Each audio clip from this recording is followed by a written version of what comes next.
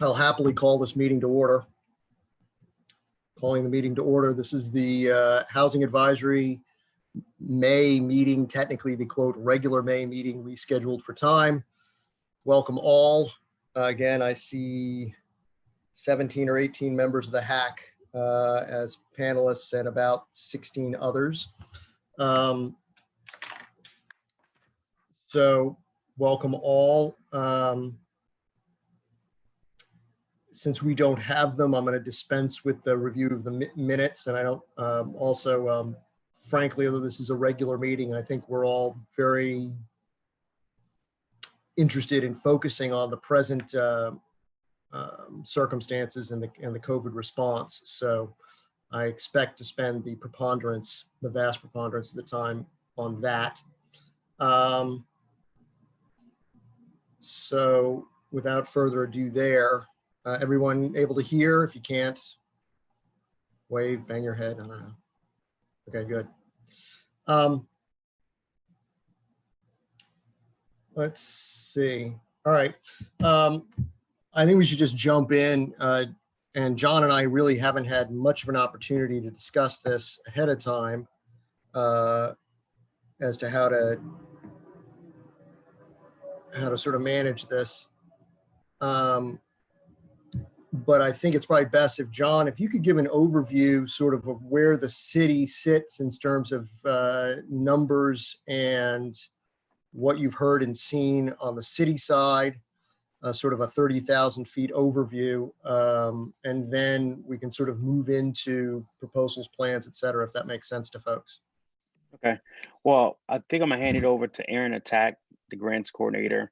I've heard a lot of discussion about the Cdbg CV funds. So since those applications have come in, she's going to talk about that a little bit, just give everyone a clear view of what we're actually looking at. Because I saw in some of you all's, the document that was sent around, the proposal, well, that document used CDBG and CV funds. So I will let her talk about that, and then we can talk about the other portion of that proposal. All right, yeah, great. Hi, everyone. So like John mentioned, I'm going to cover what the Cdbg CV program is and the applications we received. So just to remind everyone, the HUD Priorities for the Cdbg CV grant is different than the normal Cdbg allocation that we get every year. The main motto that HUD has been pushing out is to fund activities that will prevent, prepare for, and respond to the coronavirus. So in other words, we should be funding activities that support coronavirus and other infectious disease responses. The national objectives haven't changed for the Cdbg program. That's to benefit low and moderate income people, aid in the prevention or elimination of slum blight neighborhoods, and meeting an urgent need within the community. So all applicants for the Cdbg CV grant fall under that third category for the national objective of meeting an urgent need due to the pandemic. Additionally, all applicants do have to make sure their activity aligns with council priorities, which are updated yearly for the Cdbg program, and the 10 goals outlined in the 2018-2023 consolidated plan that outlines what the Cdbg program and home program should accomplish in the city. The council priorities, just to refresh everyone for the Cdbg program, is funding affordable housing activities, including but not limited to low-income housing redevelopment, priority for households at 0 to 50% AMI, supporting the homeless and those at risk of homelessness, workforce development, including but not limited to efforts to bolster Section 3 training opportunities and partnerships with the city's GO program, supporting for programs that aid in self-sufficiency, including but not limited to childcare, supporting microenterprise assistance, and supporting mental health and substance abuse services. As for the Cdbg CV submissions, so the city received a entitlement award of $246,699, and that was broken out into 3 umbrellas. The first umbrella is public services, and this includes all housing related activities as well. I know that's been a big question. But for the public service umbrella, there's a funding cap of $98,679.60. And then the second umbrella is the economic development umbrella. That's again capped off at $98,679.60. And then the third category or third umbrella is the administration and planning portion. And that covers all the city's grant related expenses. So administering the grant program, paying for community engagement, environmental reviews, and other federal requirements. Applicants were not able to apply for this set of funding, and this umbrella is capped off at $49,339.80. So I met with a total of 11 applicants who were interested with the CDBG CV program and ended up receiving 5 applications. One came in late, so I guess 6 in total. For the public service umbrella, we received 5 applications. Almost all of them were requesting for the full amount. And if you put all of it together, the total amount requested from all 5 applicants end up being $304,324, which is above the entitlement award that we did get at the $246,000. And then for the econ umbrella, we received 1 applicant and they're requesting for $98,640. So pretty much the entire entitled umbrella amount. That's pretty much what's going on right now with the CDBG CV world. The CDBG task force did get all the applications and they're starting the review process now. And I'll turn it back to you guys. Yeah, Go ahead. Can I ask a question? fire away, sir. So, hi, Aaron. I'm Dan Rosenthal. I don't think we've met in person, but welcome. So at a recent meeting of the Regional Housing Partnership Strategies subcommittee, there was a question. We were meeting with the consultant or who was doing the regional housing studies, and or we were meeting together and talking about the consultation. And there's no money left in TJPDC to do a COVID addendum, but there was some consensus among the group that that would be worth funding if we could, as long as we've got the outside consultant doing the regional work. But there was no money left for CDBG, or there was no money left in TJPDC's budget to do it. Is that a qualifying activity under the administrative planning component of the COVID or the CV grant? That would probably go for the public services. The admin and planning portion is really meant for the city to administer the CDBG program and pay for all the federal public notice requirements or environmental reviews. Gotcha. Okay, thank you. Okay, so I sent out this morning another updated proposal for housing response for COVID-19.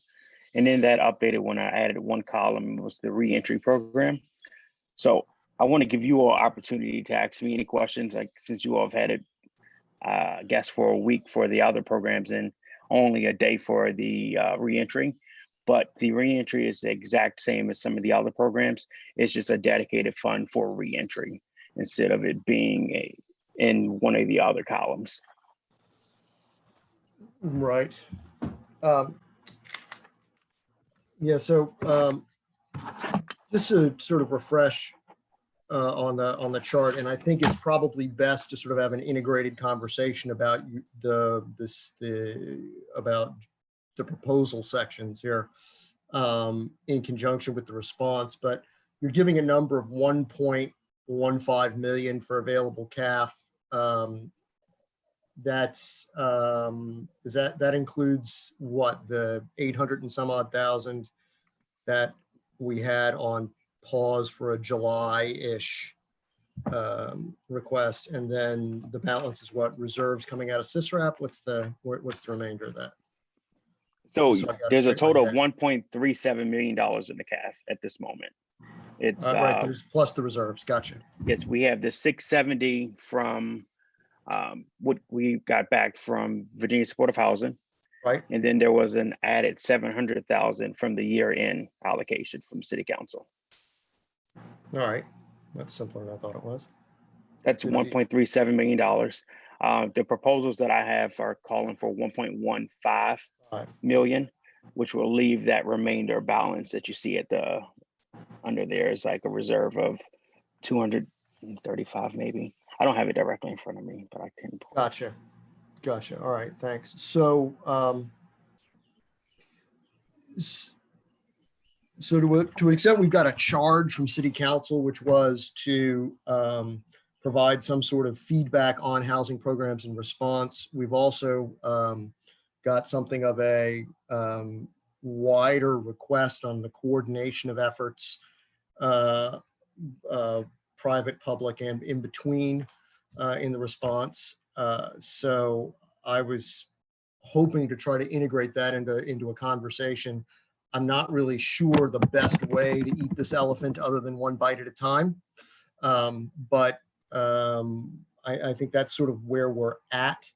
And as a prelude to that, John, do you have any sort of sense of request for assistance, I guess, from the public on the constituent numbers of your plan or anything else that fits into any boxes?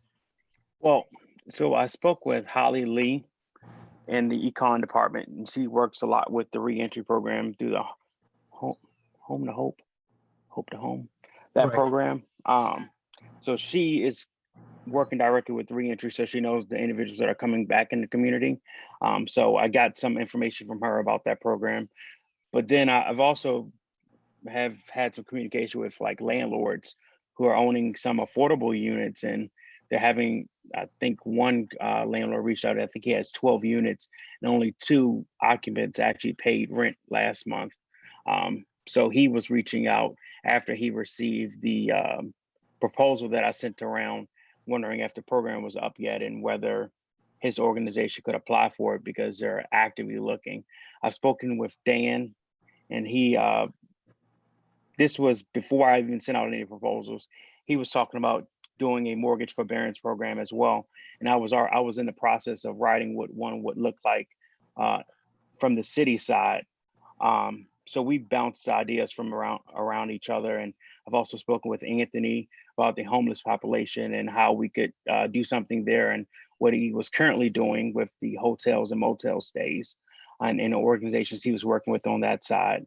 So I've spoken to some community members, both landlords and nonprofit activists that are working on housing. And I've also spoken with some lenders who are working on the mortgage side as well to see what product will be a good product to fit them without like doing a big balloon payment that's due once the pandemic goes away and the lenders feel like they can collect some of that money. So I've spoken with quite a few people on each program, specifically for each program. Gotcha. Okay, fair enough. And then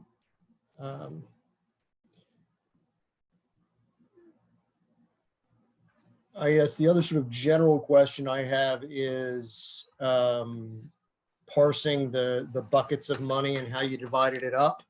Did you have can you give like a 50-cent tour of the methodology on that? Whoops, you're muted.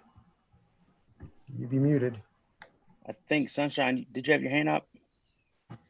Yeah, thanks, John. I think I'm struggling a little bit with getting into the details of this before we kind of pull back a little bit. There have been a few, folks who came together over the last couple of weeks to try to figure out how to wrap our heads around the myriad of potential resources, the timing of those potential resources, the constraints on those potential resources, wanting to ideally talk about a holistic strategy that tries to cover as much as we possibly can. Hence the development, at least in part, of the that Excel spreadsheet that talks about immediate, short-term, medium-term, and long-term actions. And so part of the discussion around the use of CAF funds feels like it needs to be part of a conversation where we look at all available funds in sort of one big picture and what can be used for what, and then allocate the resources as strategically as makes the most sense And my understanding, at least according to Emily Dreyfus, she texted, she wasn't able to join for this call, but she texted right before to suggest that she recently heard that CARES funding from the state is being allocated to the city at the tune of 4.1 million. I don't know any details about that, but it feels like that as a bucket of money, CAF is a bucket of money, Cdbg, CV, all those things need to be one largely mapped structure of funding so that we can be as strategic as possible and have the most impact as possible. So it's a little hard for me to talk about the specifics of the individual programs, although I think they all have merit, John, of what you've proposed. But I guess I want to know, are we thinking, how are we going to move forward on the idea of like a more comprehensive, thoughtful, holistic approach? That's my only. Yeah, thanks. So John, I was actually just sort of looking for the provenance and the numbers that we had, but that's fine. I mean, jumping ahead to sort of the larger bucket makes sense to me as well. Back to our eating the elephant one bite at a time. So Phil, actually, can we sort of summarize what we've got available in actual money out there? Yeah. I was just going to ask whether or not John or Aaron, if you have confirmation of the 4.1 million from CARES Act and what the potential restrictions or opportunities are for those funds as well. I have not heard anything about the $4.1 million. This is the first thing I'm hearing about it. It could be to cover some of the loss that we're seeing on the other end, or I can't say because I know I have not heard anything about it. And then I was listening to the Charlottesville 360 before, and it was not mentioned in that meeting at all. And that was the city manager speaking with Brian. I haven't heard anything either from my end. Okay, well, while the discussion ensues, I'll see what I can do to try to pull up more information on that and see if it's relevant. Great. Well, if we're going to circle back to Sunshine's idea about we're still back to the buckets of money and what we actually have then. So is there a sensible way to sort of list them out? I think we've covered the basic of the CAF. I'm a little unclear as to what is still pending on the CDBG side and what else we've got. Phil, yeah, could if any other monies come from the state, from the Fed, CDBG, or whatever, would those monies affect the amount we would have in the CAF? Would they be added to it, for example? I don't, absent an action by city council to do something, and who knows what strings those, I imagine that money is coming with all sorts of strings and programmatic restrictions. I don't think that ends up as CAF money, which is a more general fund for affordable housing at large. So to Sunshine's point, you know, that may be a bucket too large. That the bucket we have in front of us is the CAF money. And if we at least know what we're going to do with that, I assume that nothing would be taken away from it. But if it is something, if it is a bucket that we have, maybe we could deal with that at this time. What I worry about is us banking on money we do not have yet. So the CARES money, everyone is looking at, well, there's $246,000 out to do something for housing.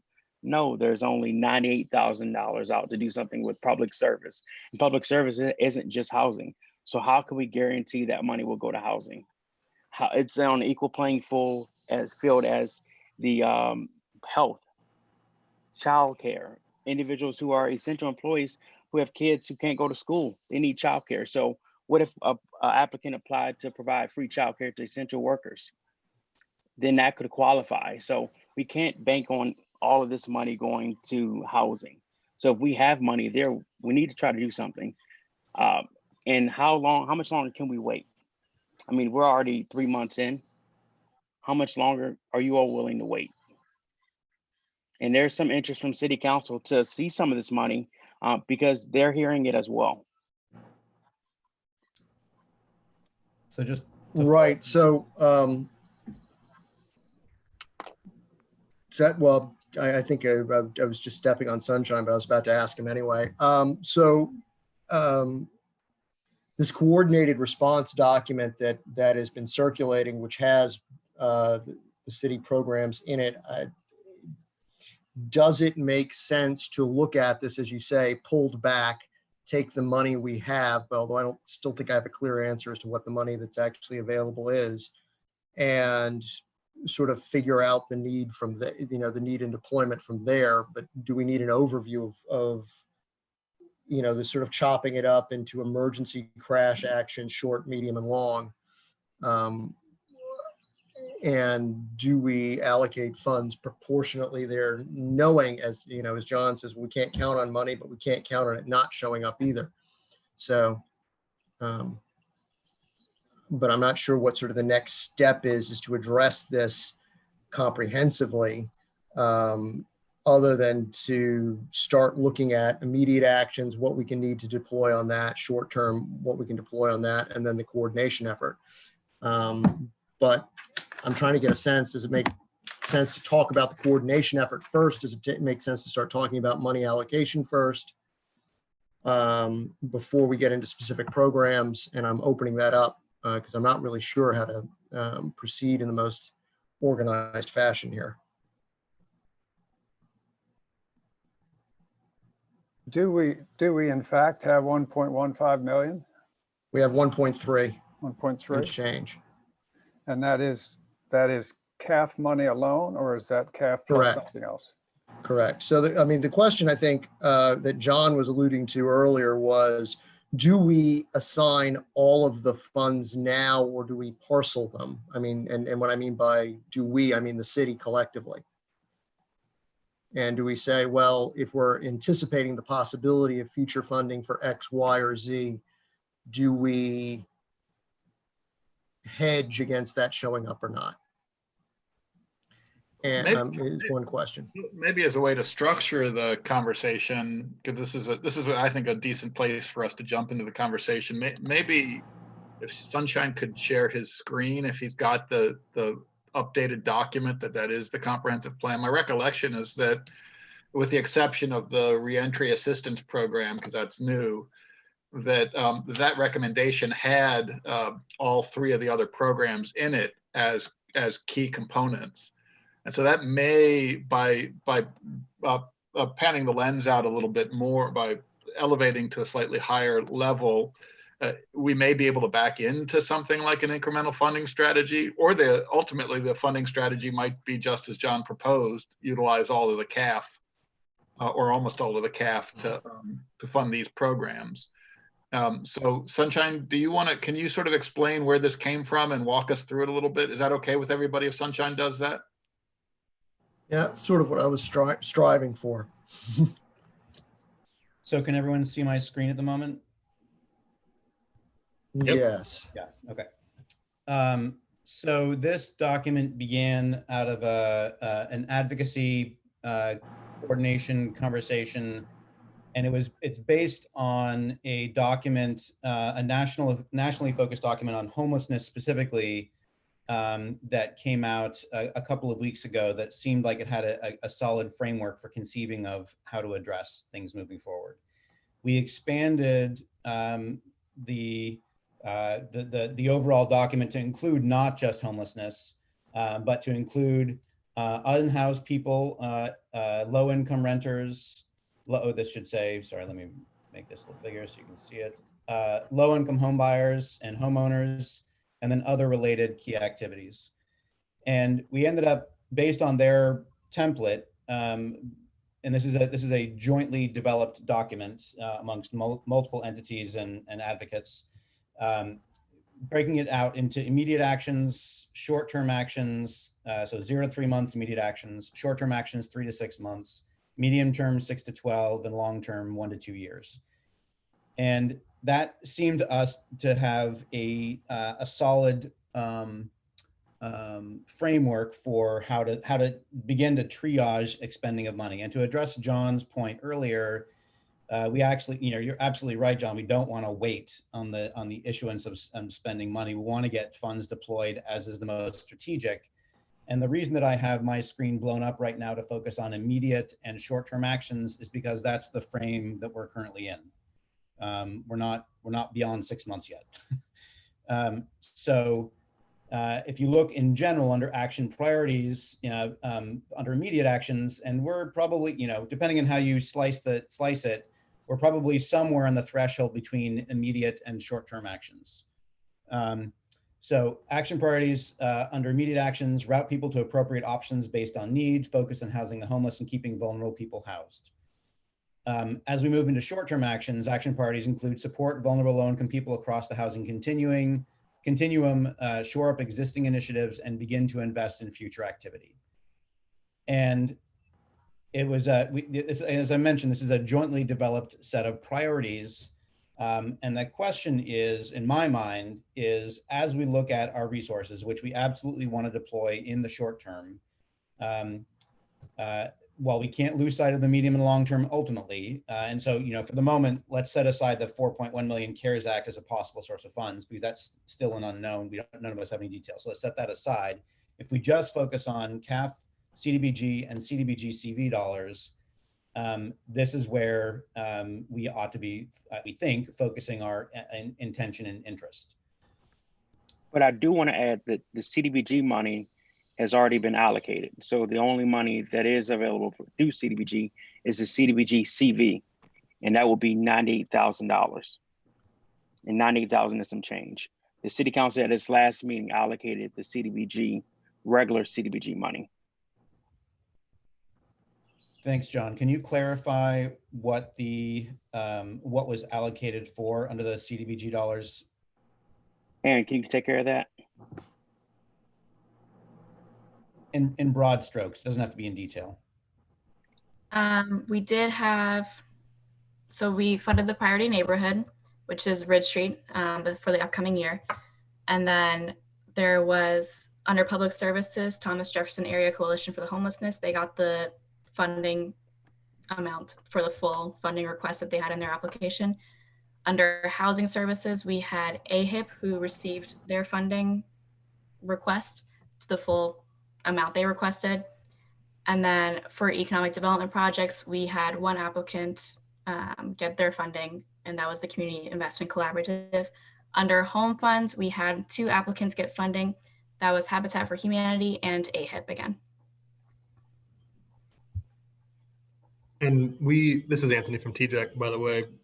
We received funding for the coordinated entry system. So it's some of the staffing that helps us to, engage people who are reaching out for help for homeless prevention or for homeless assistance, and be able to, talk to them properly and do a formal intake and then get them to the services they need. So that's what we got received funding for. Thanks. So it seems like then, based on what I'm hearing, and correct me if I'm wrong, John and Aaron, it seems like the potential funding that we have to, at least when we look at this immediate and short-term actions, we have the CAF money and we have the 98,000 under program service, public services. I would say that is correct, but we also have to worry about what if that 98,000 does not go towards housing and it goes to something else. And then, but they also have a task force that deals with it. And I think, Aaron, when is that task force meeting for CDBG? The week of June 15, we're still working out the exact dates, but it's going to be that week. So we could get a proposal on our end and say, hey, City Council, this is what we propose you do with the CDBG CV money, in case the task force decides to go another route. That can happen, but I guess we can't directly, say that money needs to go there, or we could just give our opinion on it. And we have another task force that could give a separate opinion on that. We just have to be conscious of that. And Aaron, can you ask a question? Sorry, go ahead. That's Joy. Have you all selected a low income someone from the Ridge Street neighborhood, from any of the public housing site on there? I know some people put in an application and haven't heard anything. For what? The task force for Ridge Street. Oh, Well- I think the council is going through those nominations now. Okay, okay. That's what they were talking about, the city council meeting. I think they have a few more to go. I think Chris Meyer, are you a part of that as well? The Yeah. Ridge Street Task Force? Yes, I applied, I guess, because Leap's office is on Ridge Street, and I'm one of the business representatives. But Yeah, they're still working on those There's nominations. been no meetings yet, right? So I think they're waiting to nominate. Because we're waiting on the final. Right. The reason I was asking was, that was one of the things that was conveyed to that neighborhood, is that, they were still trying to get members on the task force. And that is true. They're still trying to get members on the task force. They haven't been appointed by the council yet. Okay, I don't know why it happened, but thank you. Can I ask, and then you can boot me back to the public since Joy's here, on John's proposal, of those, how many of those are eligible for CDBG CV funding? And are there any applications? I know there's one that fits one of the categories, but you know, is rental assistance the only thing that fits in there from CDBG CV? And then my other thought was the CRF funds, you know, you got to get a handle on what that is, but there's a lot you can do with it.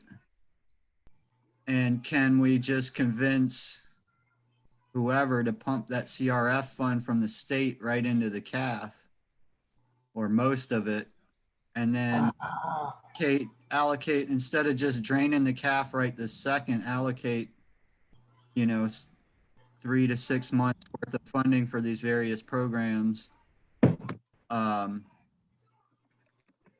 You know, I think that's a good way to go. But my main question is rental assistance the only thing under CDBG and John's proposal that can be covered? And can you just direct the task force to focus their energies on housing? I'll take a stab at it first, I think. So all of the programs under my proposal could qualify for CDBG funding, except I believe the reentry, because that will have the criminal background. You know, HUD deals a lot with that. So they might not qualify under that. So that might be one of the harder programs. But all of that's funding is for 3 months. And some of my requests are for up to 6 months worth of funding.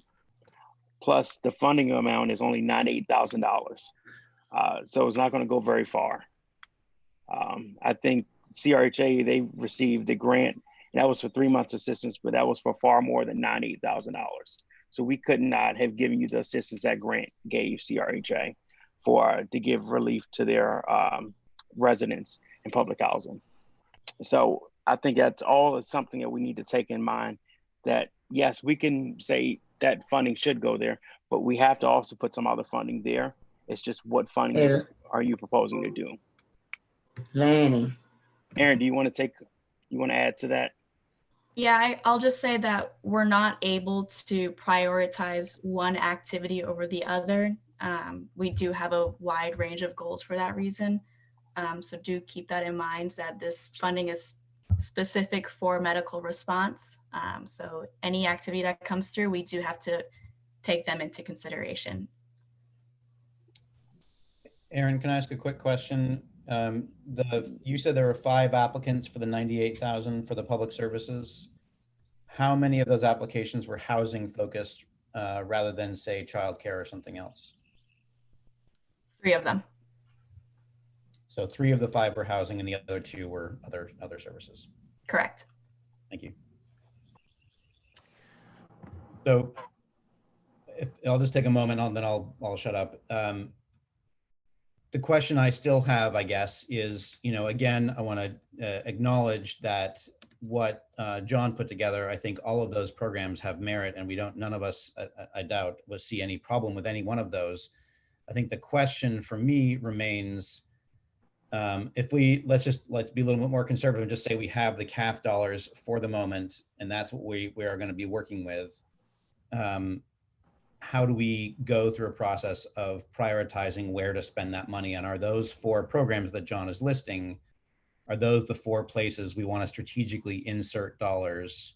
Or are there some additional, back to that immediate action and short-term action spreadsheet, are there any other additional things that we think rise to the top that we need to really highlight? Yeah, I think that's a good way to frame it, at least for now, particularly since council is asking for some sort of solid nuts and bolts way to proceed. And this is as good a place to start as anything. And just sort of attack that. But I think there's also this larger issue of coordination amongst the various folks and how the two interrelate, which I think is bigger than this meeting. But we've got to come to grips with that to have a, to be as effective as we can. Having said that, if we sort of divide this into specific immediate recommendations based on the proposals presented and then larger strategic conversation, does it make sense to jump into, okay, here's sort of our first or second read at this and how to put it forward and for period of time. And then I think that means in part evaluating on each one of these what the immediate need is and what the 90-day need is and what the potential for 180-day need is. I think it's as good a way to start as any, or I could be wrong about that, but does that make sense to sort of look at each one of these at this point? Do we need to sort of, and then have a second conversation about how to coordinate based around these? Because these seem to be fairly targeted. So, Can I ask a question? May I ask a question? Whoops. Yes, ma'am. Okay. All right. Where is the public process in this? It just seems like there's no, maybe y'all talked about it before I got on, but doesn't seem like there's any kind of input. I'm not talking about the regular CBD dollars because I understand how it is supposed to work because I served on the CBDG task force before. But I'm talking about the stimulus money, the money that's coming down now. Why is it there is not some kind of public process? If you get on the National Low Income Coalition calls, you can hear how innovative those states are doing different things. And I just want to know, where is the public process and are we moving from public process? Because that's an issue. And yeah, I have the same questions that everybody else have also, but I just, in this COVID pandemic, there are things that we could create, what we couldn't do before, that we could do. I know it's not a lot of money to go, but we could also attempt. And so I'm just wondering, where's the process? Nothing against you, John, because I love you. But that's going to be very uncomfortable for me because, that's what I'm used to. But if y'all going to change things. Yeah. Are you talking about the COVID money or are you talking about the CAF money? I'm talking about the COVID money. Okay. I'm talking about the COVID money now. We haven't had any meetings yet about that. I know we haven't. I know we haven't. That's what I was asking. Is there going to be any public input? Yes, it is. Aaron, you want to tell her about the public meeting? So we do have the task force meeting the week of June 15. I don't have any specifics on which day yet because I'm waiting to hear back from everyone on what days they prefer. But the week of June 15, we'll have the regular CDBG task force committee meet to discuss the applications. And then there is a 5-day public comment period that's been changed for this COVID funding. So we do have the 5-day public comment period. And then members of the public can also speak when the funding proposal goes to Planning Commission and City Council during the public hearing process. Thanks. I think that speaks to Joy's point in a couple of, I think we can sort of integrate Joy's point in a couple of ways. One of which is, if this process, not so much for the COVID money, you know, the sort of public participation piece is an argument for what's the immediate stop the bleeding items that we can recommend to council that are for relatively short-term things that we see as an immediate problem, and then take a breath to see what those things will need beyond a 60-day fund or a 90-day funding, and then sort of broaden the conversation there. I think it divides into a couple of different, there's sort of the emergency response, crisis reaction, and then the slightly larger and broader policy response, right?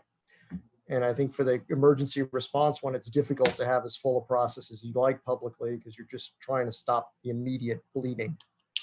So can I pipe in, Phil? Yep, please do. Yeah, so I think there's some consensus emerging among the whole group. There seems to be, and maybe by shaking of the head, there seems to be pretty positive acceptance of John's proposals. I have some questions, some detailed questions. The short-term reentry housing program, I don't know how that's different than Home to Hope.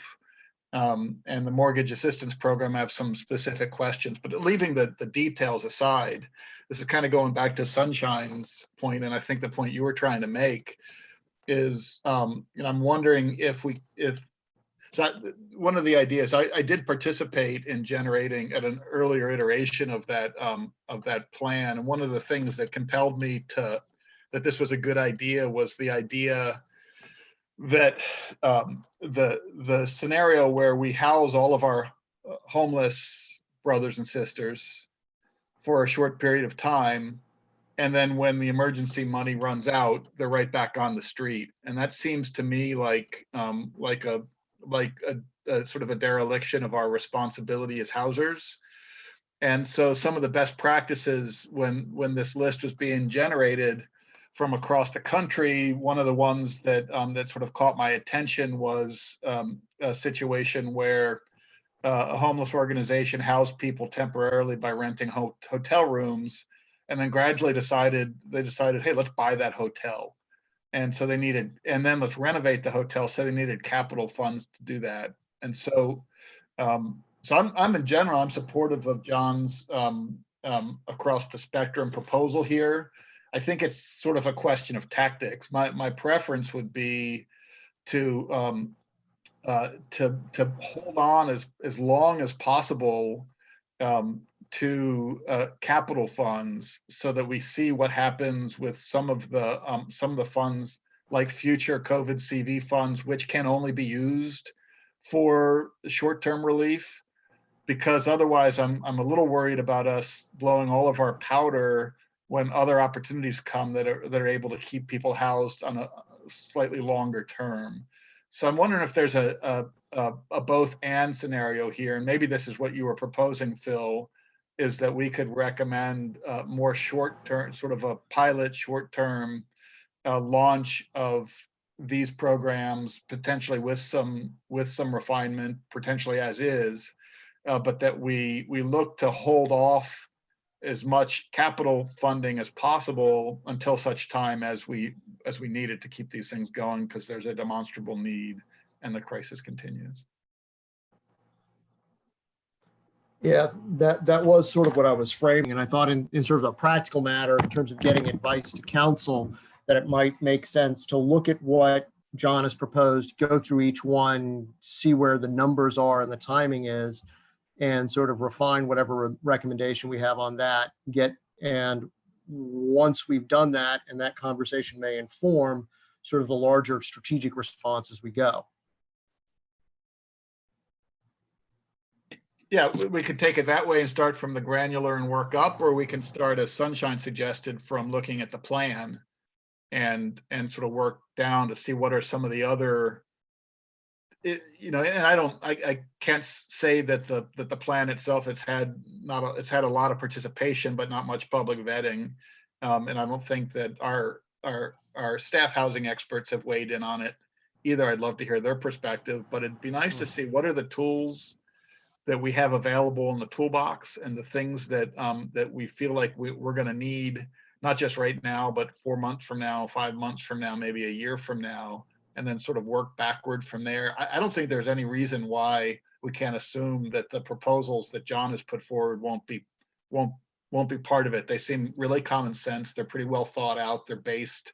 They already have enabling legislation.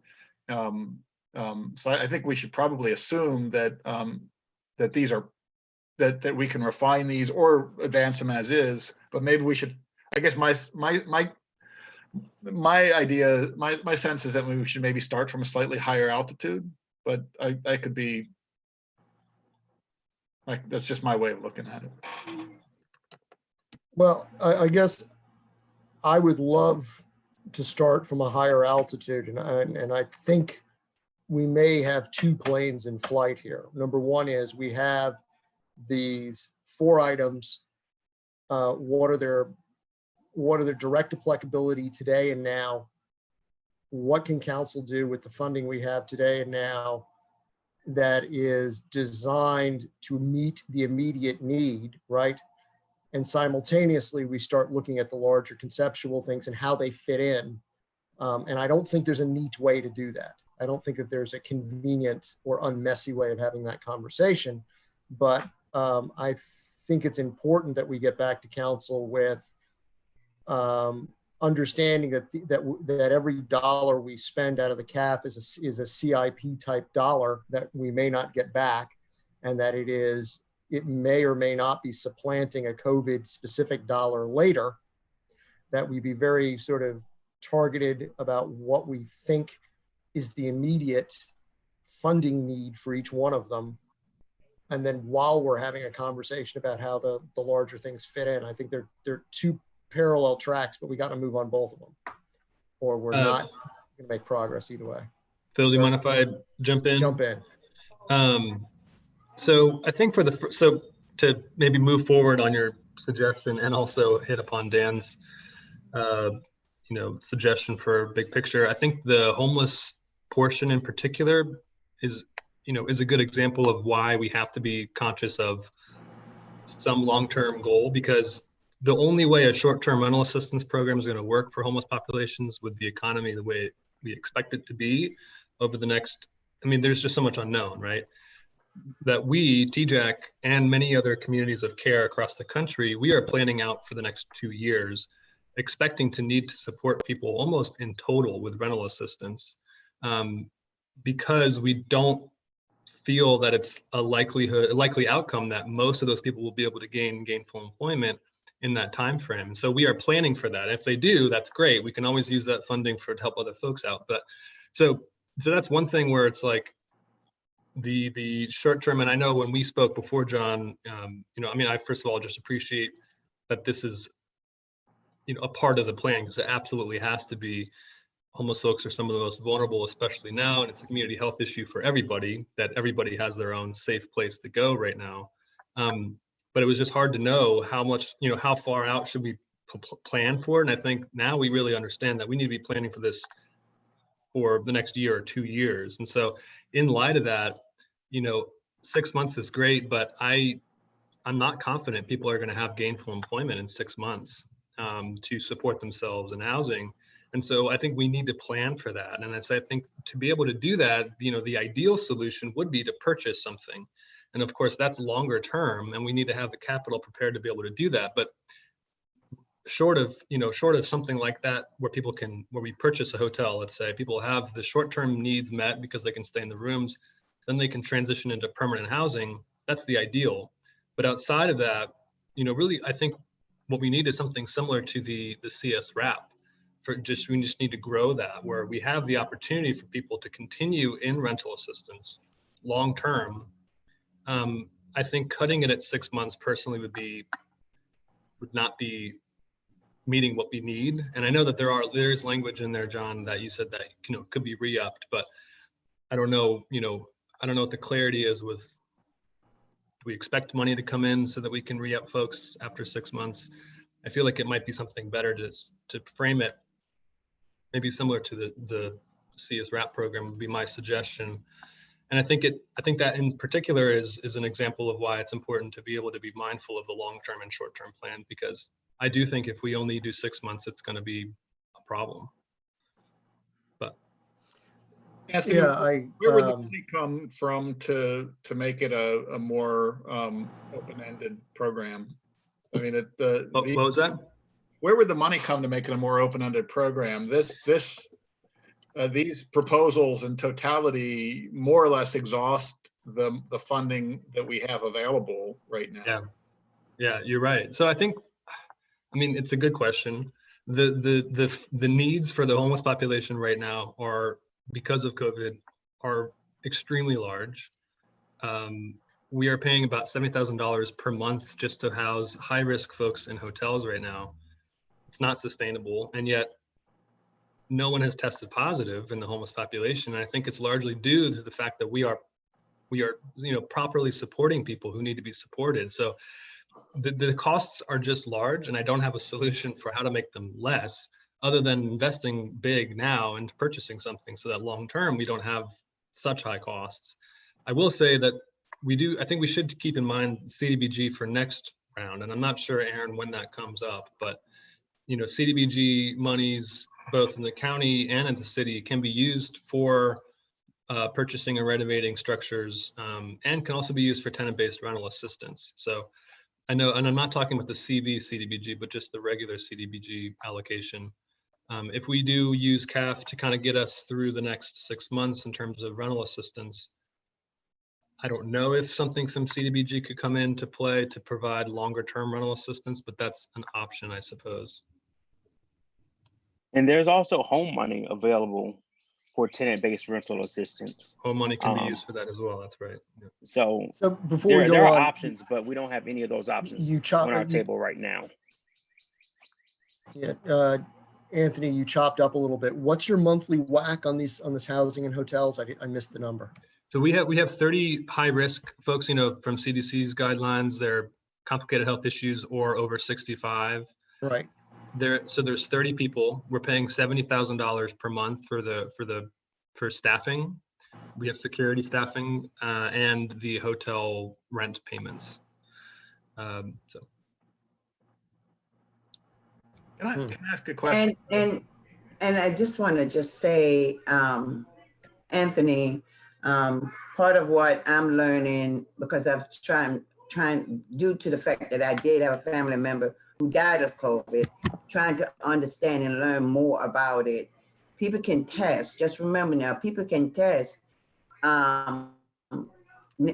negative and still have it. Sometimes it takes 3 testing from what we're learning to see if you really have it. So you have to prepare for even that. Because everybody right now is negative, but it could be that somewhere down the road, people start testing positive, and what's the plan for that? That's right. No, you're right. So I'm agreeing with you, but I just want to, because the more I'm learning about it is that the first test is not always good. That's true. And I mean, our shelters have done a great job of implementing as many safety precautions as they can. And I think it's directly related to the fact that we haven't had an outbreak to our knowledge, but I think it's inevitable that there will be COVID, there will be COVID in our shelter system. And so, yeah, anyway, that's just something we need to be prepared for, like Joy said, and having private rooms is the only way to do that. So.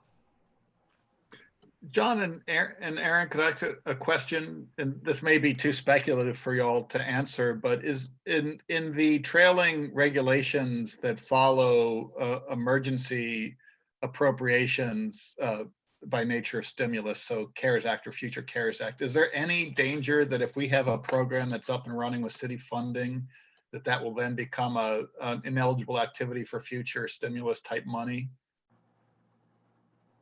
I would say no, that's not a concern. That wouldn't be a concern at all, because other localities operate programs like their own rehab programs. And whenever their CDBG money or home money becomes available, they could operate those programs using that money. and it wouldn't be a problem at all.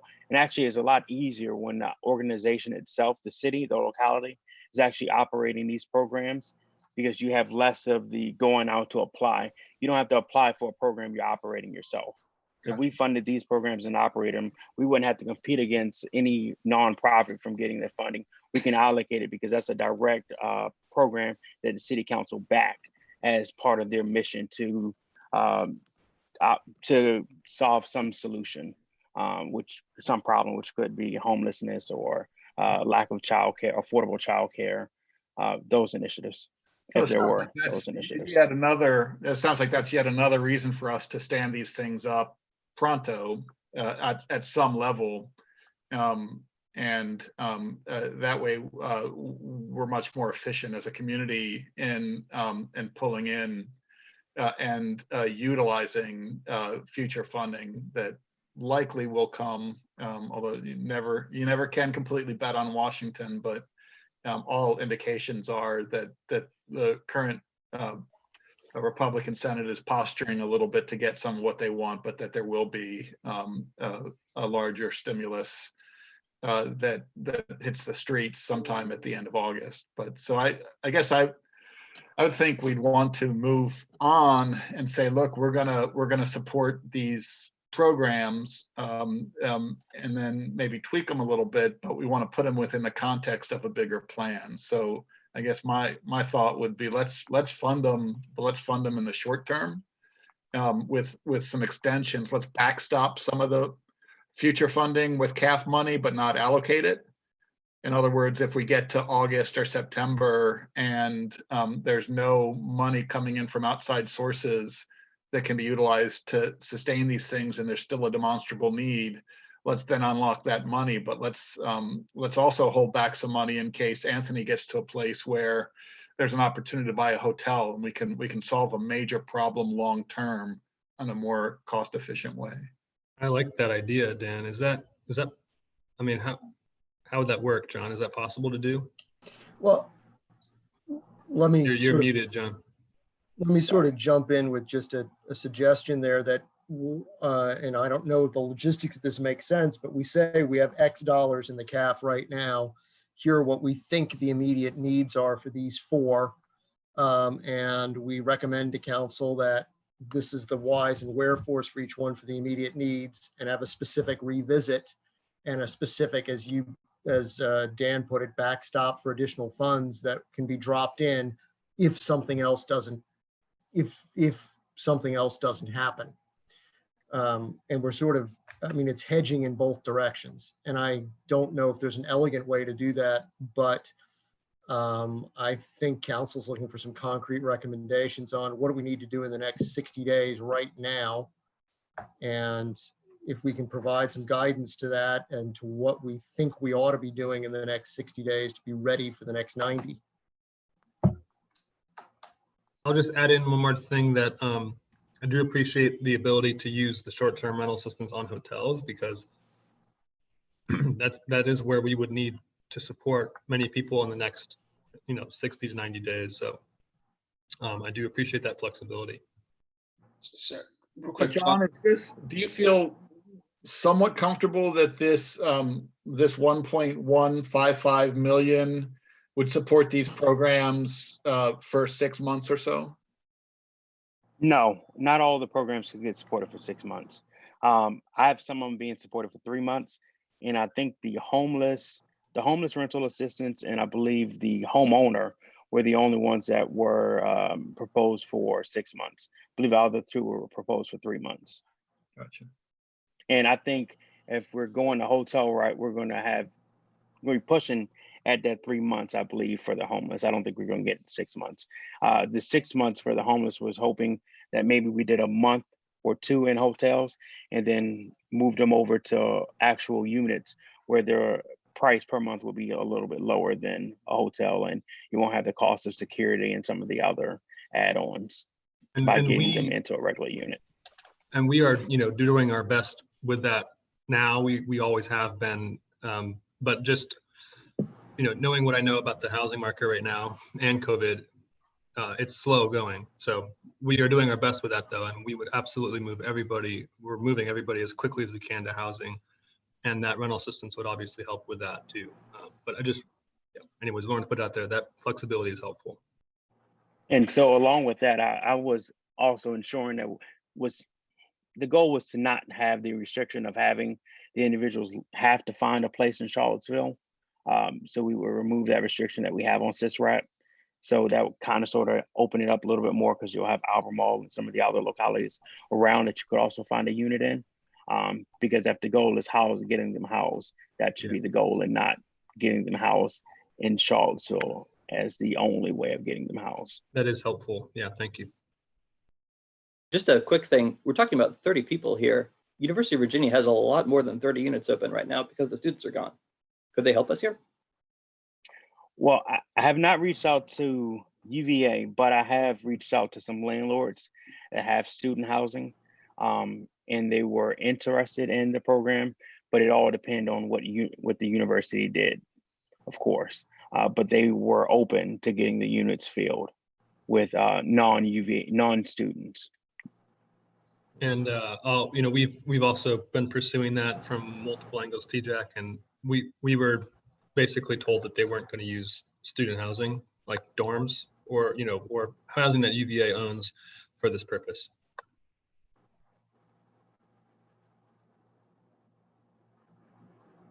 Whoops. John, when you were explaining, you kept saying we as the city to run the programs? Yes, well, yes, the city. So we're looking at the Economic Development Department to operate the programs. They have Bank On, they have the Job Center. It'll be working with Holly Lee. She's already doing the Home to Hope, so she's already doing. Why isn't this coming under Human Services? I reached out to that department, and I did not get an answer back on them. And then I got a request from Economic Development Department about saying, hey, maybe it's something we can operate in-house, and we're already doing something very similar. They can operate, but I think you need to be able to, I would like to see you reach back out to the Human Services piece, because, I love Holly, but, I think Human Services would do much better with a program, especially in our communities and around our communities. So I would definitely want you to reach out, because our program success depends on the person who is actually running it. And economic development wouldn't be doing it by themselves. So I've reached out to Anthony about how we could work together on doing the homeless piece. And I would do the same thing for the other programs. It's just I reached out to one program, but they had an interest in saying, hey, we could do all of them. I'm just saying. Gotcha. Yeah. So I don't know how other people feel about it, but I strongly feel that we should reach out again to Human Services, and I mean, that department. And if they say no, that's fine. Okay, I can do that. Everybody looking like, yeah. So John, sorry, this is Chris, and don't mean to cut you off, Joy. Are you finished? All right. One, I think, and for the reporter that might be on the call, it's really interesting that UVA declined to use some of its spare housing to not help out the community in this time of need, when there's, I don't know how many units just sitting there unoccupied, even for the cost. Maybe that's something that Councillor Payne can discuss with his colleagues in the communication to UVA. They talk about being a good neighbor, and this would, I would think, fall under that good neighbor definition. John, the council is looking for, of course, I'm sorry, maybe Phil is looking for a recommendation from us on the shorter term, so they can make an appropriation, I assume, within the week or something, so we can get this money going, if I understand correctly. Well, they're going to look to They have my proposals, you all have my proposals. Okay. If there's something in addition that you all would like to provide, that will be provided, and then they will make a decision on what they would like to do. If that's appropriating money or if that's changing policies or programs, that's something they're gonna answer that. And maybe Michael, Councilor Payne, or Councilor Hill may want to add to that to figure out what they would like to do after we provide them with your response. So I just want to hop in here briefly and say, you know, we are once again always confronted with the needs that extend well beyond the resources we have to meet those needs. John, I think you've done an excellent job at pointing out the populations that are are under the most immediate threat. The folks trying to return from jail to safe housing, that is a kind of was an unmet or unspoken need that the community has said we really need to have some place for people who are being released to go. So I'm very happy that that was included. And you know, I wish we had more money. I wish we had the funds that we could build a permanent shelters for people. And we need to be planning for that. And you know, it would be great if we'd already had it. And but you know, there's never enough money to go around. But I think you've done a good job of laying out the most immediate needs. I think we got to make sure that we don't, in the effort to look long-term, sacrifice the people who have desperate short-term needs, like people who have lost their jobs, their landlords are banging on their door, and they have no money to pay back rent. They are going to be evicted if we don't do something. So I like what you've laid out. This is very difficult stuff, and it's just painful to have to make choices, but I see these immediate needs, and I think we ought to act on them. Lastly, just on UVA, I know that the University of Virginia and the city and the county have been working every single day through the Emergency Operations Center to figure out how to address these immediate needs and bring all the resources that are to bear. I think University of Virginia, you know, they're in a bind like everybody else, and they are desperate to make sure that they're back up and running in the fall. And if they're not, if students do not come back in the fall, we are in a world of hurt economically. The people who aren't working now will not be working in the future. There'll be more people who can't pay their rent. So it is in all of our interest to make sure the University of Virginia is back up and running with their students. And if that means that they have to empty out dorms of personal belongings that were left over when they closed the school, and if that means that the university has to rehab dorms and make them safe for returning students, I think we need to be aware of that. And I don't think they're just turning a deaf ear to the community and ignoring the needs. I think they're funding the efforts that Anthony is under. And I think it is in the whole community's interest to work with the University of Virginia to make sure that they can welcome students back, or else we are going to be in a world of economic hurt like we've not seen before. So difficult stuff. John, I appreciate what you've done, and I look forward to the rest of the conversation. Right. Well, so to that end, on the immediate needs, would it be productive to run through each one of these programs? And I think it makes sense, if we're going to do that, to go from right to left and sort of take a blink of the assessment of the need and what we think the immediate needs are for each one, and what sort of critique, questions, or expansion we might have for that in preparation for a response to council. Does that make sense to do? Yes, I guess it does. All right. So I'll jump in. Bill, could I make a suggestion, please? Sure. John, there seems to be a lot of, I don't mean this disparagingly, but there seems to be some boilerplate with all of them. It might be helpful as a kind of summary for you to go through and tell us what's different amongst them, as opposed to what is the same. Right. So, and I think it's sort of the first page that gives the distinction. The second page is largely boilerplate on how it gets stood up and the administrative costs and that sort of thing. That's more or less, you know, and of really in some ways of secondary importance. The question is the direction of each one, do they make sense? Some of them have got quite a bit of detail. as stated. Some of them, I know John was flying by the seat of his pants a little bit on how to fill in the details on some of them.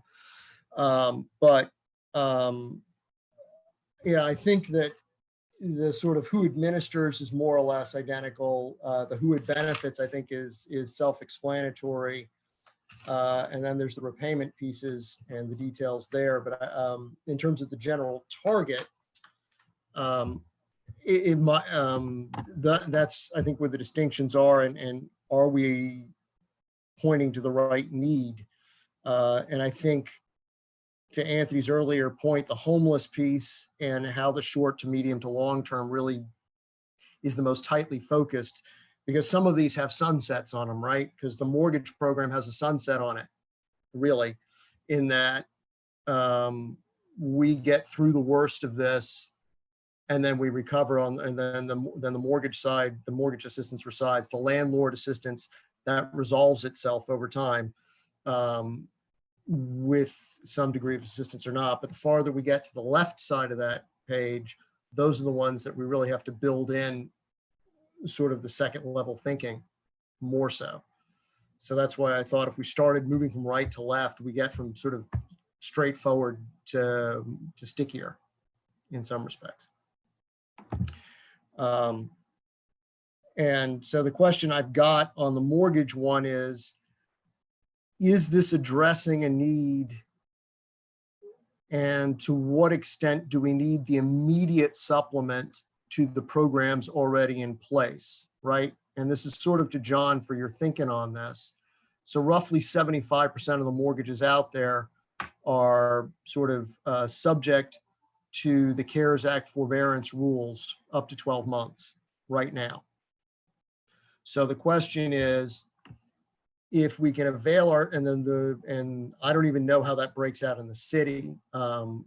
My impression is that the greatest needs for a mortgage relief program would be for folks who have FHA mortgages, USDA mortgages, right? And not US, VHDA. USDA we don't care about, they're irrelevant to the city. So the question I've got there is how does this, we know we've got a 12-month forbearance policy. We know that that forbearance money has to be paid back in some fashion. Fannie Mae has said that if you request a forbearance, but then you get back on track after 3 months, we're not going to penalize you in terms of refinancing or your ability to get a mortgage in the future. So in terms of the immediacy of needs, can we get our head around, and I guess I'm sort of tipping my hand a little bit, what is the immediate need for a relief program if most people can avail themselves to a forbearance, and then at some later date, presumably, we could assist them with the forbearance repayment? And I'm going to sort of finish that by backing up to where I should have started, which is so a forbearance, it isn't skipping a payment, it's deferring it. So that money has to be paid back at some point in a later date. Various servicers are having ideas about how to do that. John has a 60-month loan where you pay it out, parcel it out bit by bit. My question is, do we need to deploy money now if most people can avail themselves to up to 12 months of relief or not? And so my big concern with that was, so if the families are living paycheck to paycheck before pandemic, let's say after the pandemic, they do the 6 to 12 month forbearance, and you said 3 months, as long as all of it's paid back in 3 months of each. I think you said Fannie Mae. Fannie Mae said they would not penalize. No, well, I'm sorry, let me clarify on that.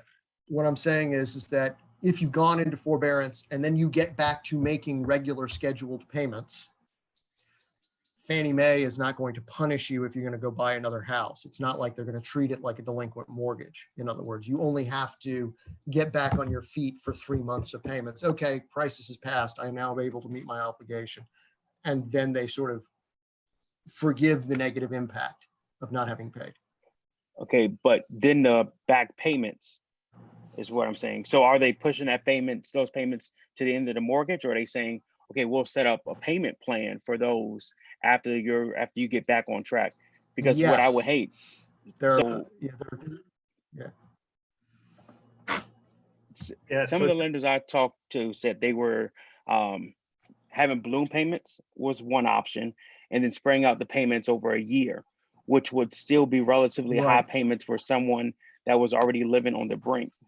So my program started off at 18-month loan, and after I calculated the numbers, if they borrowed the max, it would be a $300 payment every month, and that's just too much for some families who are living on the brink. So I pushed it out to 36 months, and I still the same thing. And that's saying that the market will recover and they will be in a better position, or at least the same position after this pandemic is over.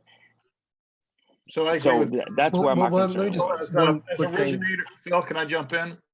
So as an originator of 200 or so mortgages that aren't FHA backed and that aren't subject to the forbearance rules. We've had 14 families reach out to us already and say they can't make their payments. We've in turn sold a lot of that paper. And so there's an immediate need. The one thing I would say I think John's on the right track in terms of the forbearance programs the repayment programs that people get put on.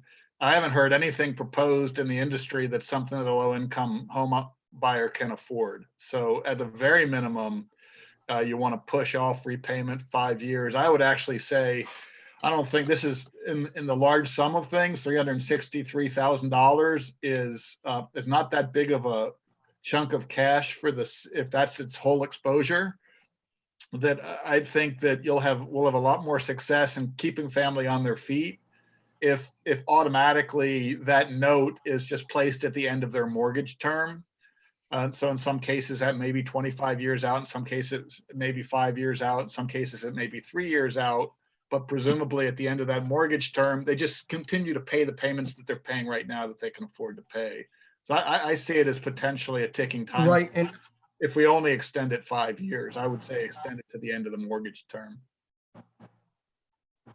Right. I think we're talking past each other a little bit. I'm talking about the immediate funding need. And from my point of view, I'm not sure that the immediate funding need for handling it is that large for handling these forbearances, because the forbearance happens, there's a balance that needs to be dealt with.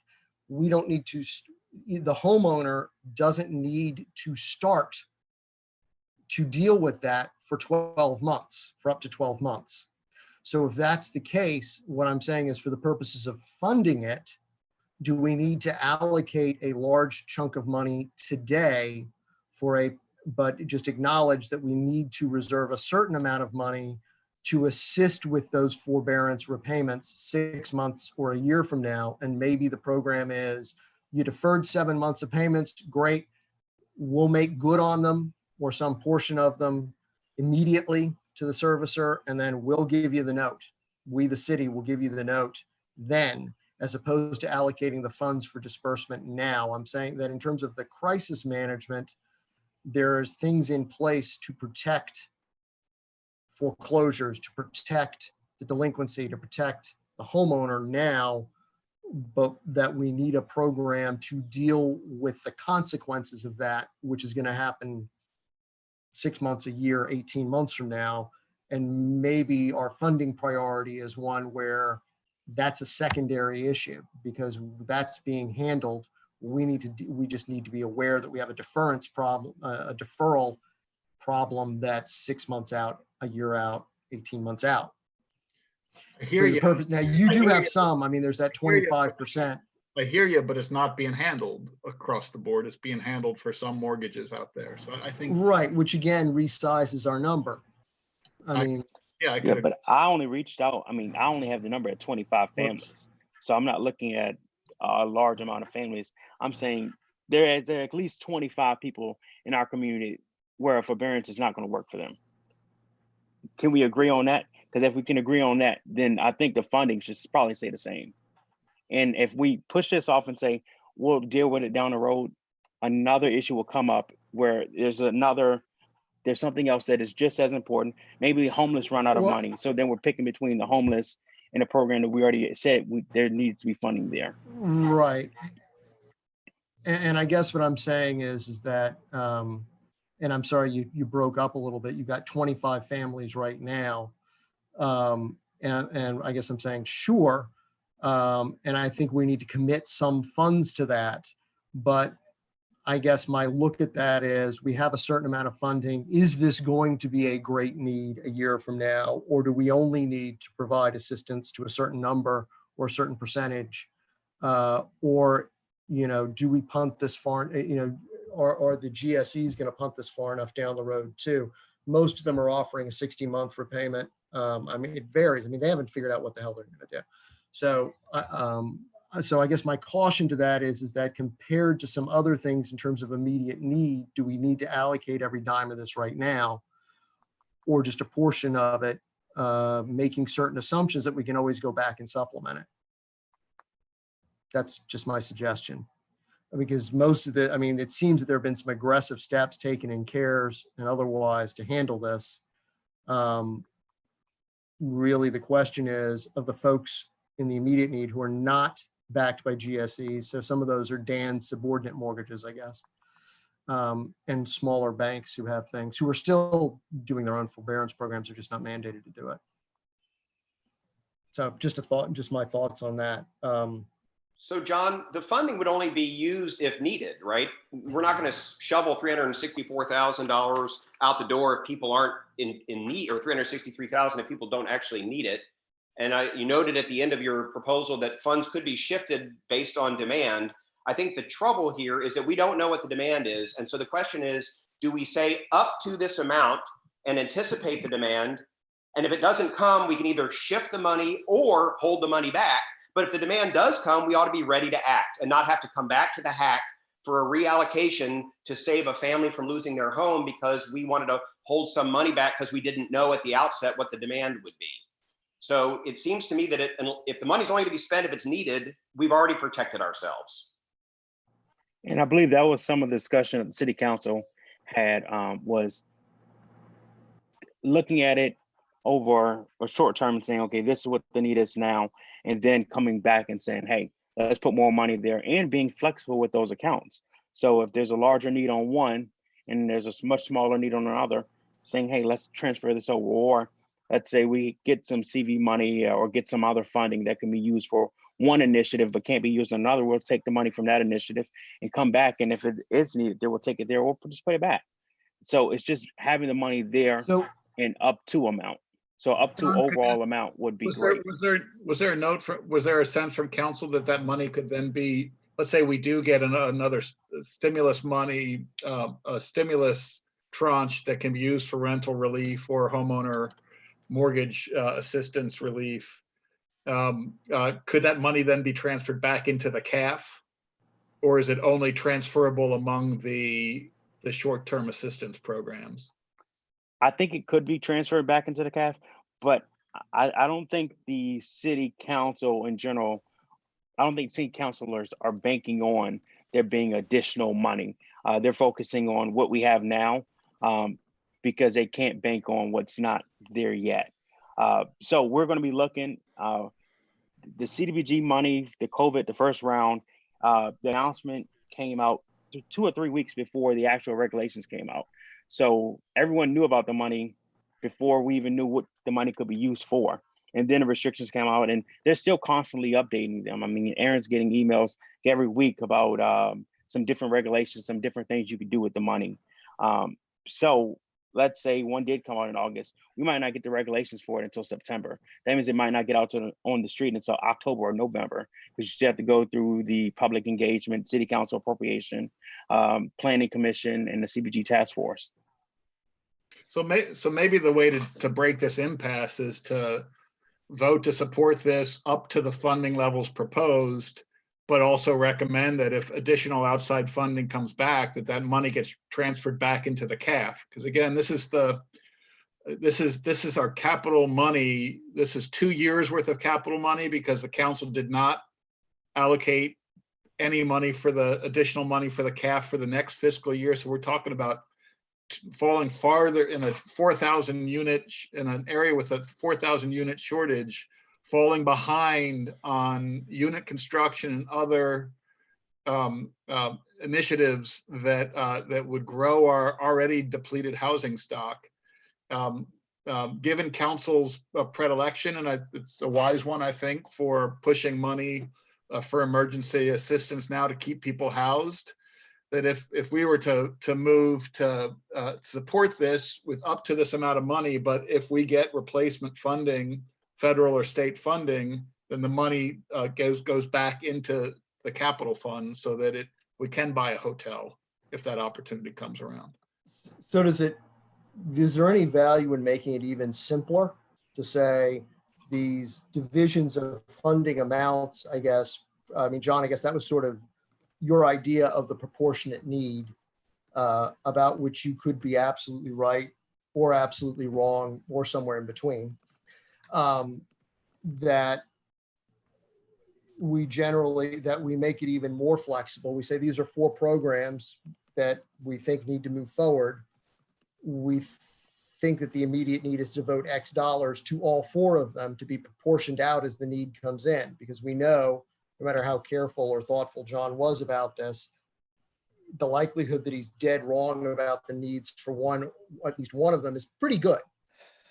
And of course, he might be wrong in all 4 directions. The need is much higher, but in all of them. But the needs that maybe proportioning them is to be even more flexible and say, okay, well, we're gonna recommend funding X dollars for all 4 of these in a proportion to be determined as of their needs, and we revisit it in 120 days. Say, well, no, actually, we need more for this, or fortunately, this wasn't as ugly as we thought. So actually, that sort of keys to my question. Why are we keeping money in reserve here if we think it's pretty likely that we'll need more money than we're assigning here? So the reason I left the money in the reserve, was because, so we have the SISRAP program, we have it funded at $900,000 for the upcoming year. But last month, CRHA made its largest rent payment to landlords at almost $75,000, which is much larger than the normal $23,000 to $30,000 that it pays out. So with those calculations, they're not gonna have enough money to house everyone if it stays on that track. We're banking on it not staying on that track, but we have to keep the money there just in case.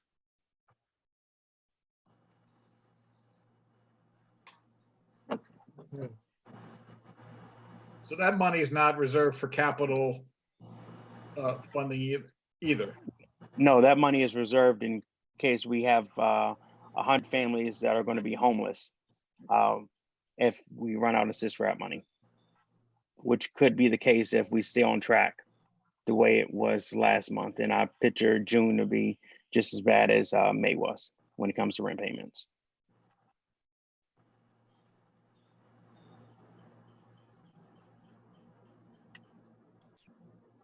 So there's no money at all for 2 years worth of capital funding to close the unit gap, or to look for if an opportunity with, in a down market, there's going to be opportunities available that weren't available before, but we as a city don't have any wherewithal to take advantage of those, essentially.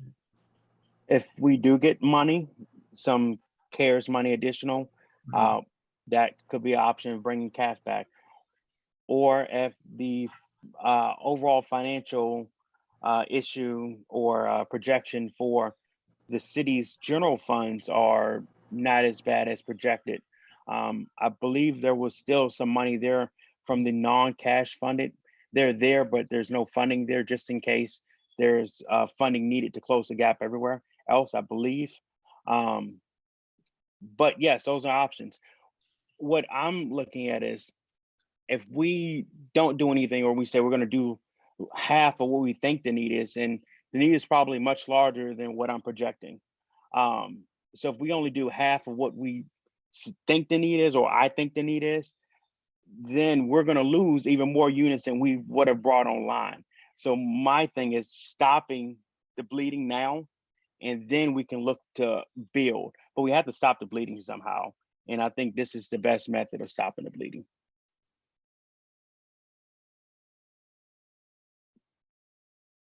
Yeah, well, Phil, I'm willing to make a motion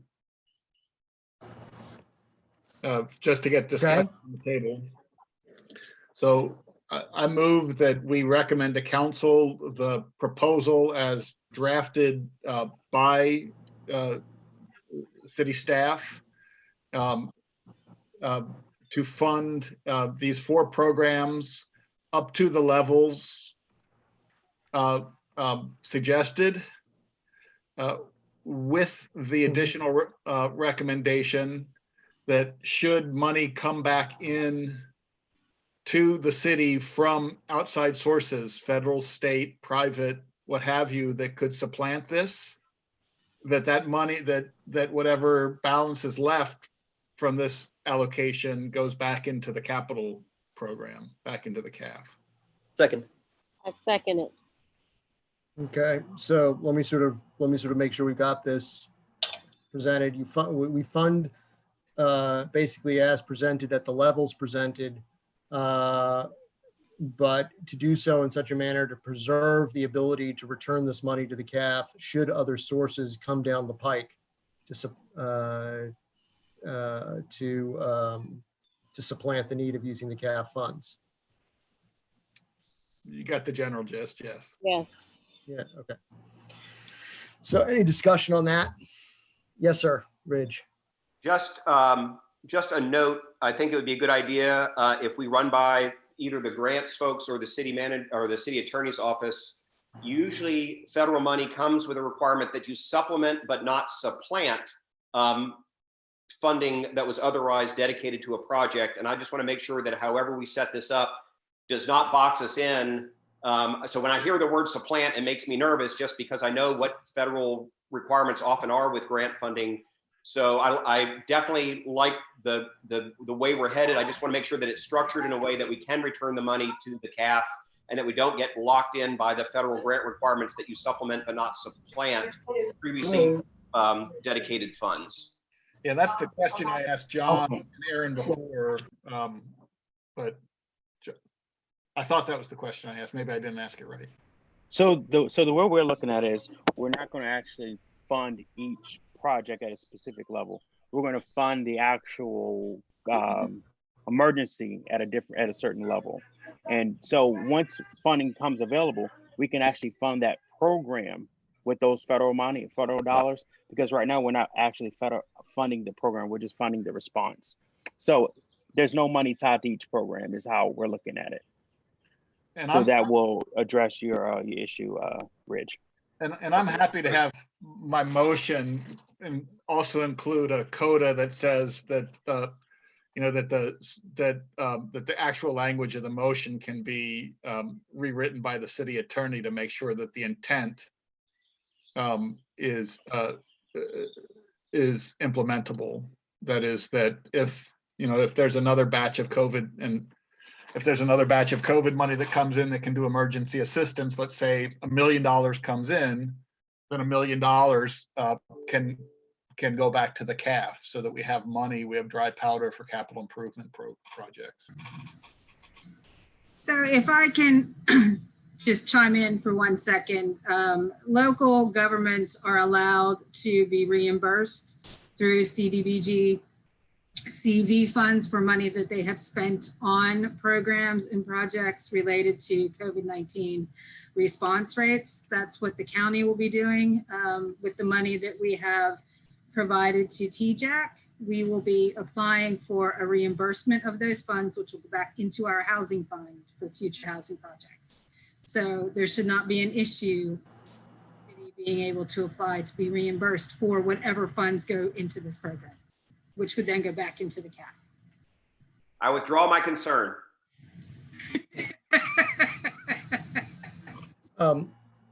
Actually, Brandon, you've still got your, you still have your hand up, sir? I do. Oh, there you are. All right, Yeah. gotcha. Well, my original things I was that, so I think, it's really important to get a very fast and immediate understanding of the CRF funds from the state. And basically, we all got to get our hands on that money as well. And I think that's going to help a lot. What we've heard from around the country is the best way to handle any of this is to have these programs up and running with some flexibility to be able to receive additional funds. So I think that's super important. What strikes me as being really hard, I think with the homeless stuff and the reentry stuff, you have a pretty good handle on the immediate need, in terms of the number of people and maybe the dollar amounts associated with that. What we've seen with rental relief, and I think mortgage relief is going to see similar, is those funds get tapped out. Most one community did rental relief and it was done in 90 minutes. So, I think that's a hard thing to juggle when you really just don't know how fast that money's going to run out. So that's frustrating and annoying, but I think really does point to the need to figure out the CRF funds which were from the original CARES Act to the states. Just found out what Virginia wanted to do, and it sounds like Charlottesville gets some money, so that's awesome. And then, I really wish we could make a recommendation on Cdbg CV. I think that will help. And very interested in, so I've learned a lot about rent relief in particular and some about the homeless stuff. But there's another bill that will go through Congress that at some point something will happen. And if the programs that we craft are compatible with that, that would help a bunch, I think, in the long term. So for example, on rent relief, the proposed act is saying at least 40% of those funds have to be used for rent relief for 30% AMI and lower. And then it goes to 70 for 50% and lower. And then, can go up to 80% AMI or 120% AMI. And there are some other, stipulations on how that would be used in that bill. So there's similar things that are going to be in there that we want to have compatible with that if at all possible. And if not, the main thing is flexibility, major flexibility. All right. Thank you, sir. So any further discussion on Dan's now twice revised motion? I want to make one more revision. Of course. In the mortgage relief fund, I would suggest that the deferral period be moved to the end of the mortgage term. You mean that the program that repayment to the city does not begin until the end of the mortgage term or the transfer of the property? Yes.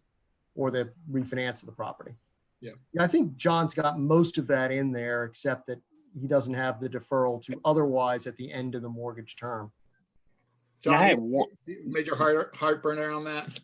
Yeah, we had one concern on that was the city having to track all of those over, let's say, maybe 20, 25, 30 years.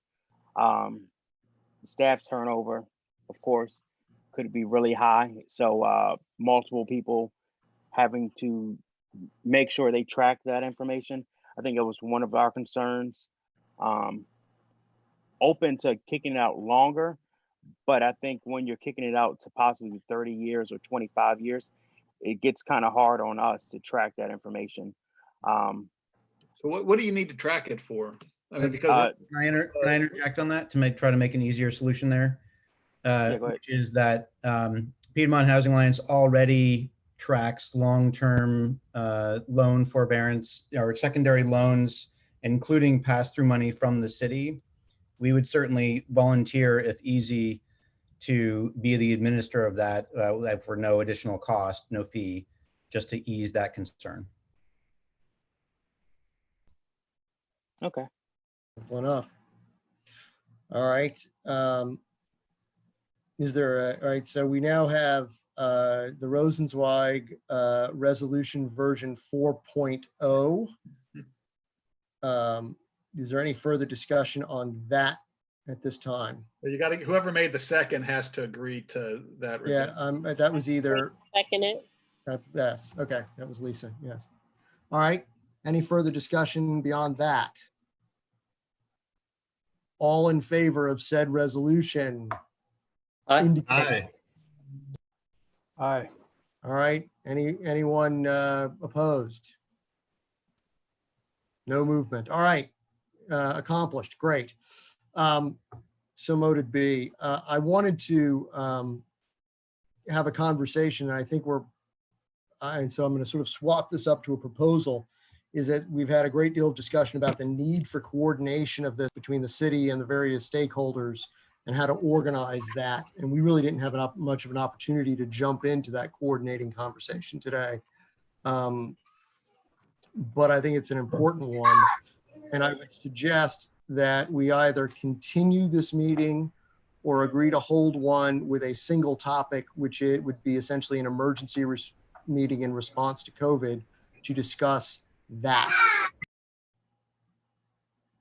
I guess I'll make that a motion. Well, that's a motion with the question.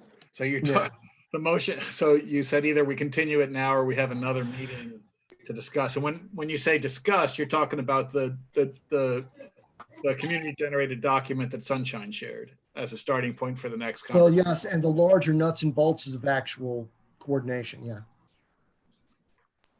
Could that be managed in a subcommittee meeting? It could, or we might want to call this ad hoc and pull in the various stakeholders that may not be directly on point in the HAC. There might be members that we need to pull in. So create an ad hoc subcommittee for the express purpose of discussing coordination. As it relates to housing, or more generally about rebuilding the economy and all that goes with that? I think housing would have to be front and centered, and the affordable housing issue would, but of course they're all interconnected. But our ability to meet, particularly, there are a couple of things that concern here. One is that we can meet in sort of a meeting express fashion if we are dealing specifically with matters that impact our board or commission and the emergency that is present. So sort of that single topic. So there's that. And that makes it a little easier. We'd also perhaps need to look at using resources that are not the city's resources, those of us who have commercial Zoom accounts, so as not to, because I know that Brian right now is running from spinning plate to spinning plate to try to make sure that he can allocate the Zoom resources of the city properly. And I don't want to burden them with our sort of jumping in, but assuming that we can do that, I would suggest that we should either set up an ad hoc subcommittee to do this and have it meet, or sort of continue this meeting for that purpose. Probably an ad hoc subcommittee makes more sense. And I wanted to throw that out there as a suggestion, because we're not going to be able to deal with that in the 11 minutes we have left.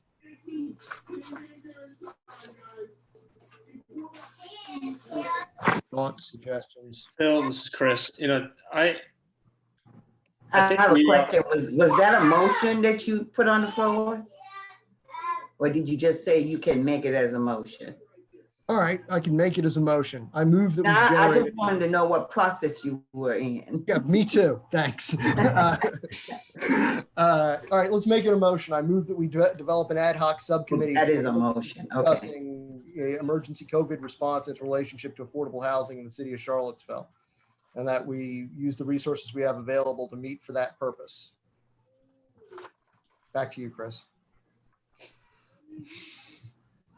I guess I'll second that, so that we can discuss it, right? Right. Okay. All right.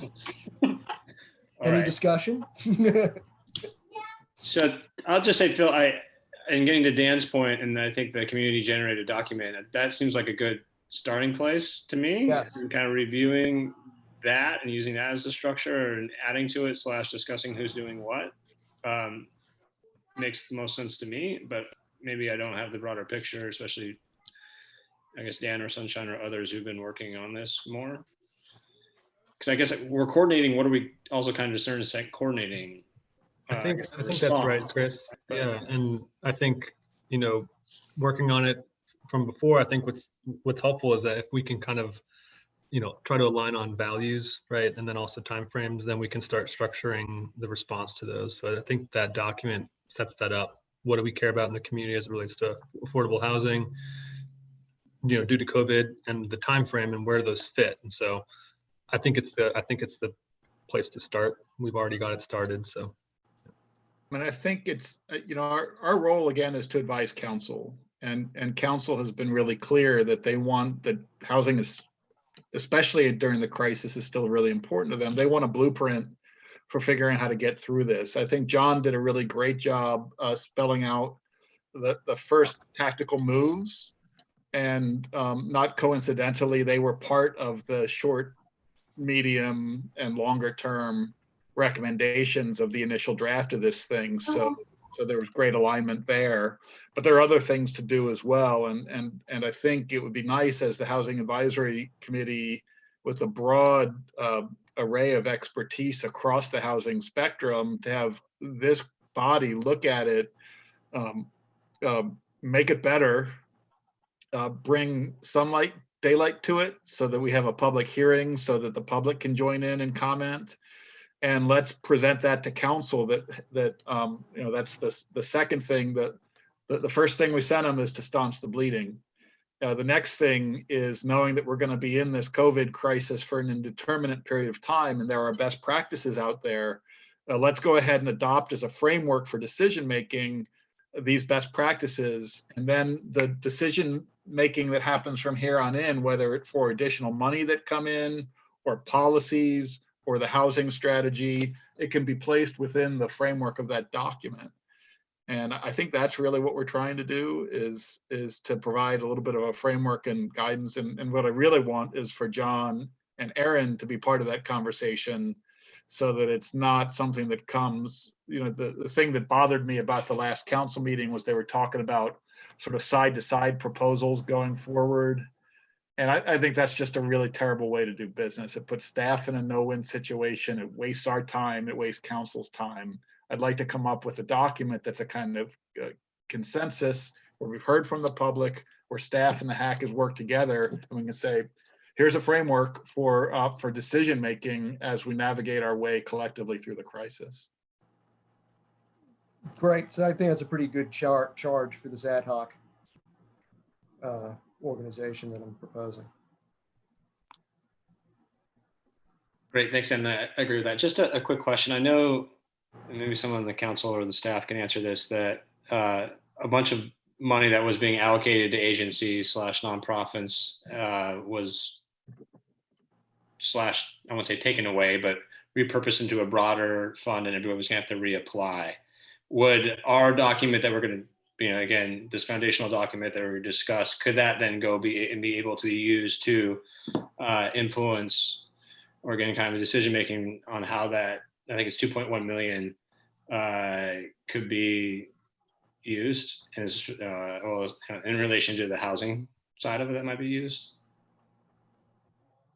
I think that's probably an overall city council question, because I can't say that. Okay. Well, they will be able to tell you. I'll say, you know, we're one of the organizations that, I think it's the Vibrant Community Fund you're referring to. Yeah. So it wasn't that they like took it away. They basically asked organizations to provide an update about how their operations have changed in relation to COVID. And then they're going to make a final recommendation for funding. So there was a previous recommendation for funding before COVID. And so City Council has asked for basically an update about how you're responding to it, and then they're going to make the allocations. So Okay, so there's not like an extra application process. It's just providing an update. all right. All right. Any further discussion on the motion before us? So you're going to call, if this motion is voted for, you're going to call an ad hoc subcommittee meeting or another HAC meeting? What's the action that's going to result if the? I don't care what we call it. I guess it's a HAC, it's a special meeting. It would be of the HAC or an ad hoc subcommittee for the purpose of discussing the response. I would suggest we just simplify it and make it a HAC meeting, and whoever wants to join from the HAC can join. Yeah, okay. Makes sense. All right, we'll do that. And All in favor? Oh, I'm sorry, any? I was just going to say, we ought to make sure that the intervention analysis tool and the housing strategy that all kind of was on its way when this whole thing hit are also considered, because we're going to just be yet another framework. They ought to all fit together toward a common goal, but in light of COVID-19. So. Absolutely. Absolutely. In that light, I would recommend that we invite the consultants to sit on the meeting as well.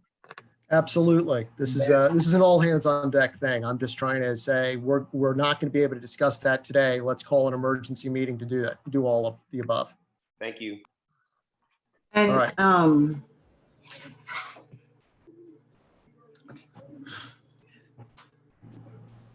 So so we're just a subcommittee will be meeting. It's not a HAC subcommittee. No, we're going to call it a full HAC meeting.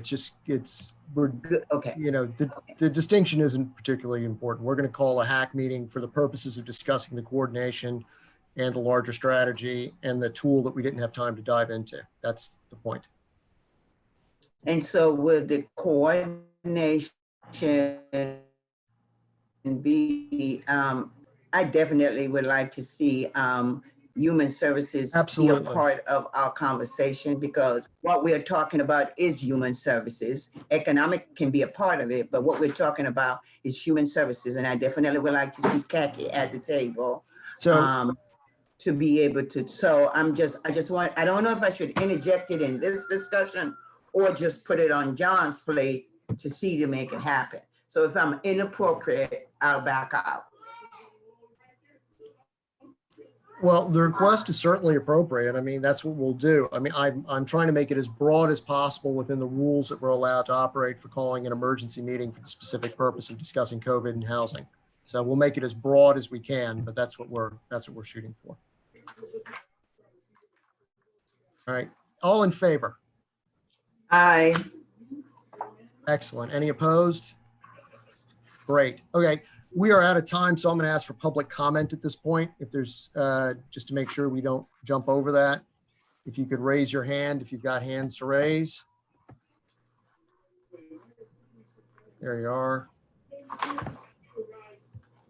Brandon, you're up. If I can make your machine work. There you go.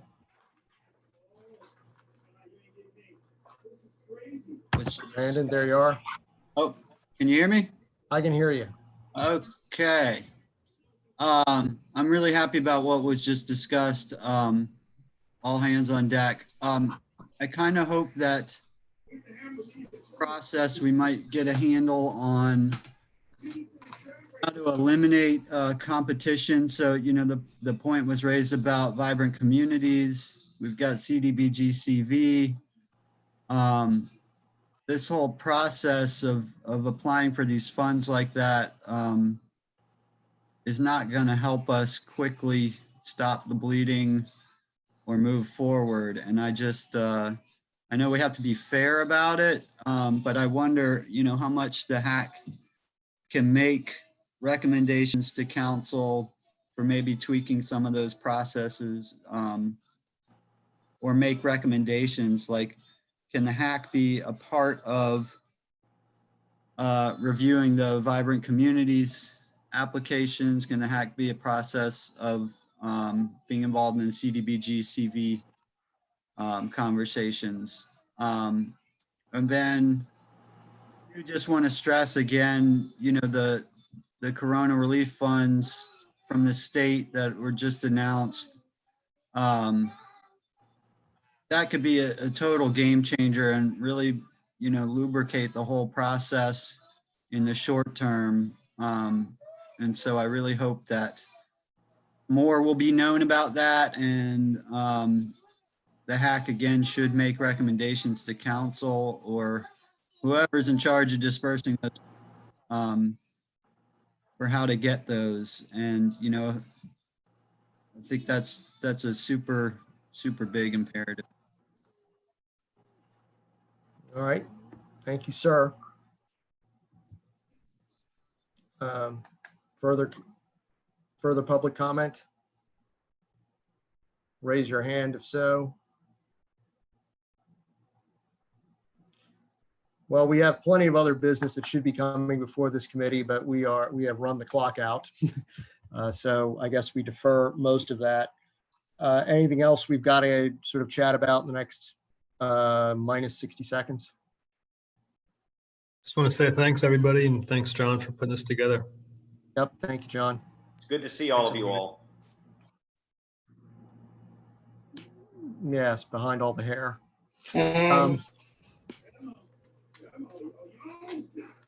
Anything else? I moved to Did close. we set the date? Did we set the date? We did not, but we'll do that offline as soon as we can. Okay. I'm sorry, Chris, you said something about moving to adjourn? Yes. Is Move there to a adjourn. second? Aye. Second. All right. Any discussion of that? No. All right. All in favor? Aye. Aye. All right. You can absolutely stay here because most of you are already at home.